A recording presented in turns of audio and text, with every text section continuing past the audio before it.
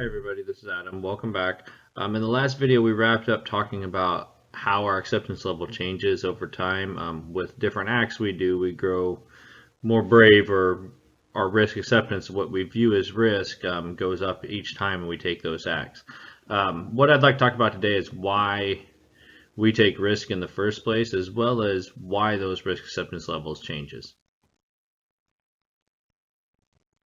So I'm going to ask you, are you a risk taker? To me, I believe that anyone in our line of work is, if you took an average person, is above average on risk taking. And part of that comes from that action adventure mentality, liking to be outside, liking not scared of heights, not scared to work on electricity, naturally puts us as a more riskier person or more riskier attitude than the average person that's working in an office. And part of this comes from our brain development when we were little children.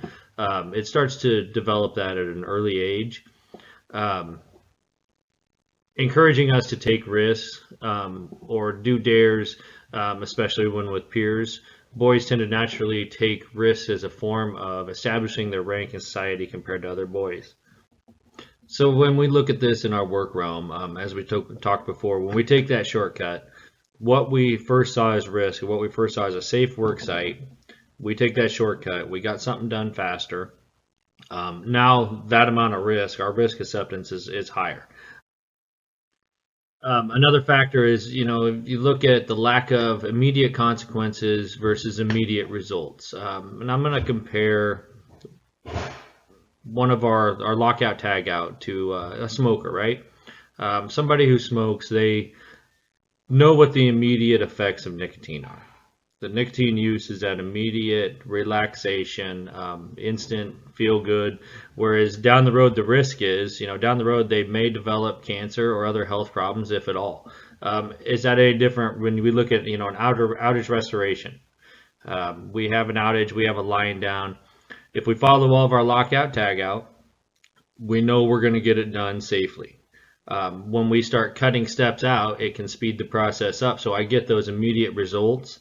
I get to go home sooner. And what's the consequences? If I get away with it time and time again and nothing goes wrong, then that builds up a misleading, a false sense of security in what I've been doing.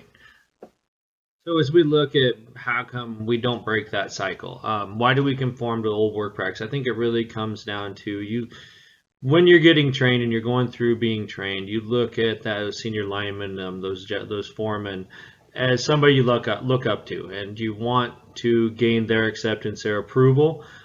When you get trained the right way at a school, you come back and do you have the courage to speak up to them and speak out to them? Along with that, as you top out and you become a new lineman, you're also looking to gain management's approval.